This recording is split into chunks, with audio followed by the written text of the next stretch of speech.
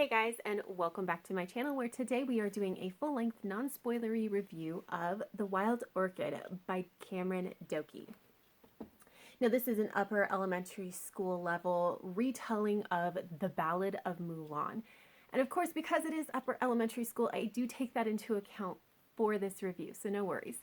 But let's go ahead and just dive right into world building. So the world building did feel thin. It was actually kind of interesting because you get the very generalized idea of a like wide-ranging time period. You get some from the culture and the it's set in China but not exactly where. So you get a lot of generalized kind of stuff without a lot of explicit details.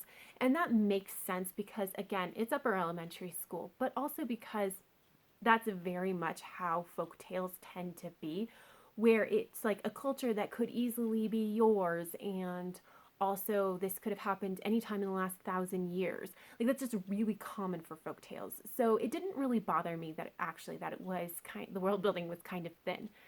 Especially because if there was some kind of detail that we needed because it impacted the plot or the characters or something like that, the author definitely explicitly gave us those details. So we were never left hanging. And so I was actually very, very comfortable with the world building that we did get, even though it was much less than I normally like.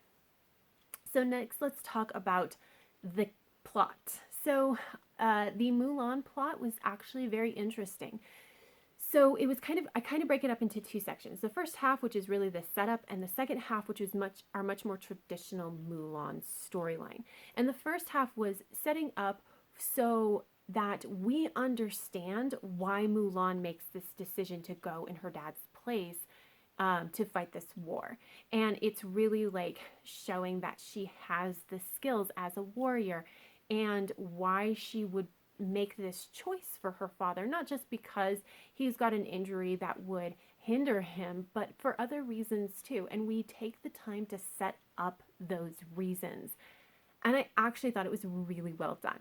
I really, really appreciate that. I appreciate that we got slightly different reasons than other Mulan retellings that I've seen. And I just really enjoyed it. And then we got into the more traditional Mulan storyline where she goes and dresses as a boy and goes off to war and has the big battle, and now she's a hero. And that was very actually straightforward and almost simplistic, and I didn't mind it because our focus in the beginning was so heavily on building up Mulan and her family and her home that it wouldn't have made sense to really put a lot of emphasis on this part of the Mulan part of the storyline. So it's there and we get to enjoy it, but it's not, like I said, it's a lot more simplistic and straightforward. And I very much enjoyed that part of it. There is a romantic storyline in this. It's a little weird. So I feel very strongly that Cameron Dokey did not really know how to write this romance because they were trying to juggle two different aspects. How do you write a romance that upper elementary school kids are really going to understand when their understanding of romantic relationships is so incredibly varied, but also again, getting into folk tales, you frequently get they fell in love at first sight and all of that kind of nonsense. So how do you kind of blend that into something that makes sense for this story? And unfortunately, I don't think that she quite got it right. It felt very strange to me, and it never quite righted itself. It just always felt kind of strange. I will add that there is a large age gap here between Mulan and her love interest. Mulan at the end of the book is 14 or 15, and her love interest is 24, 25. So it's not just the fact that there's a 10-year gap, but it's the fact that Mulan is so young.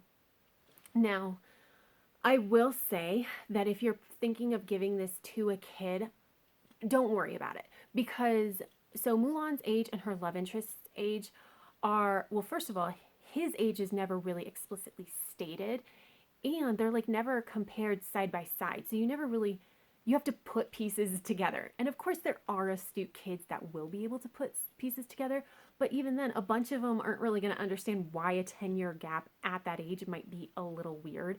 And of the very few kids that might actually get that, it is explained in the beginning part, setup part of this book, that in this culture, girls marry at age 15 or 16 and boys marry in their early 20s. And so it's already been set up that it isn't weird for this culture. So I do actually appreciate that that part of it was put in.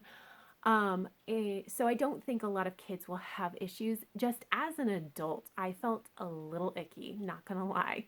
Um, so not my favorite part of the book. So now let's talk about the characters. So Mulan is a little bit weird in that she's 14 going on 30.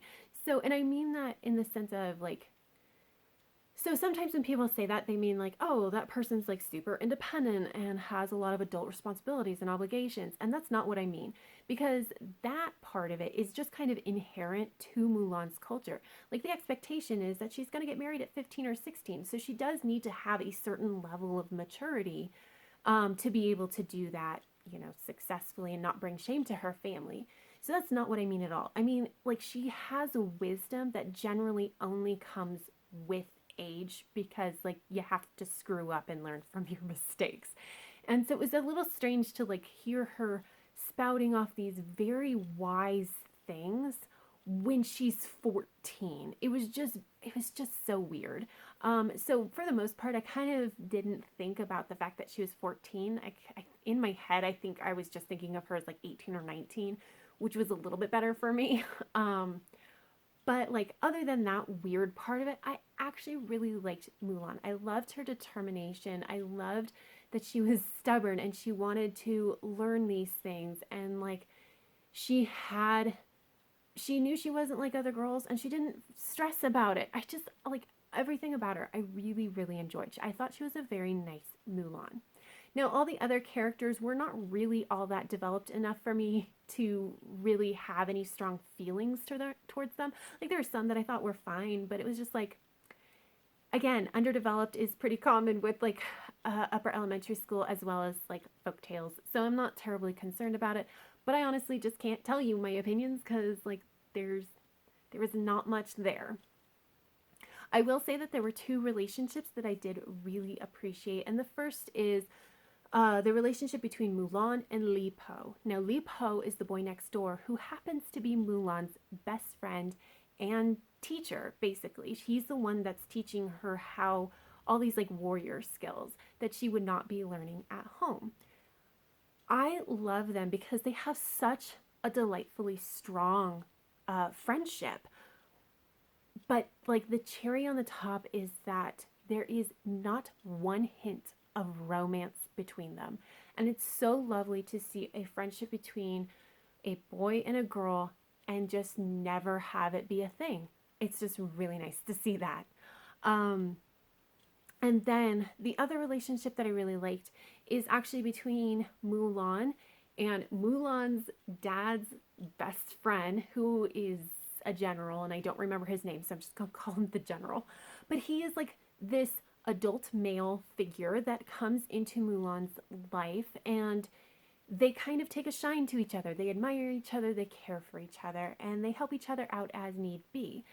And I just really liked having this relationship in general anyway, but also the fact that they, like, the author didn't feel the need to define this relationship. Like, oh, he's like my uncle. No, there's nothing like that. It's just allowed to be, and it's seen as a very positive kind of relationship in Mulan's life. And I just really appreciated that as somebody who has a surprising number of somewhat undefined relationships that are still incredibly positive in my life. It was nice to see that represented here. So next, let's talk about pacing and writing styles. So the pacing is pretty slow at the beginning as we're doing all of our setup, but then it gets a lot faster at the end when we're into our Mulan storyline. It's only 200 pages total, so it's not like a big deal either way. The writing style is interesting. I call it introductory flowery writing. So it definitely is that that kind of writing that really loves to have that beautiful turn of phrase. However, it is still incredibly understandable. Like, my comprehension of what was being said was sky high. Like, I could follow all of it, which is not usually how it goes with me and flowery writing. So I was incredibly appreciative of that. And I just, like I said, I have actually never seen this where it is still like that beautiful turn of phrase, but very easy to understand. And so I thought it was just kind of interesting to see how that was done in this particular book. So next, let's talk about diversity. So obviously this is a Chinese story, but other than that, well, and there could be an argument made that her dad does become disabled, but other than that, we don't have anything. Which is always sad to me because like the Mulan retelling is like super ripe for queer exploration on the part of Mulan's love interest, because he always falls in love with her when she's disguised as a boy, and we never get it. But anyway, we didn't get it in this one either. I just keep waiting for the day that I find a Mulan retelling that does that. But yeah, so it is Chinese, and we do have a character who's working through an injury. But yeah, other than that, we got nothing. And then the reason that I chose to reread this right now is because I wanted to see if there was anything glaringly racist in it, because as far as I can tell, Cameron Dokey is a white author, and from what I could tell, there really wasn't anything. So that's good. Now, I am not an expert on Chinese culture, history, traditions, the Ballad of Mulan. So I have no idea if those things were treated with respect, but at least to my very white self, there was nothing glaringly racist about this book. But that is it, you guys. Please, if anybody has heard of this book, not even read it, at least just heard of this book, can you let me know down below? Because I feel like I'm the only person in the world who has ever heard of this book, and I feel like there's got to be somebody else out there. But let me know, are you interested in reading this? But that is all I have for you guys. So until next time, have happy reading, and I will see you in the next video. Bye.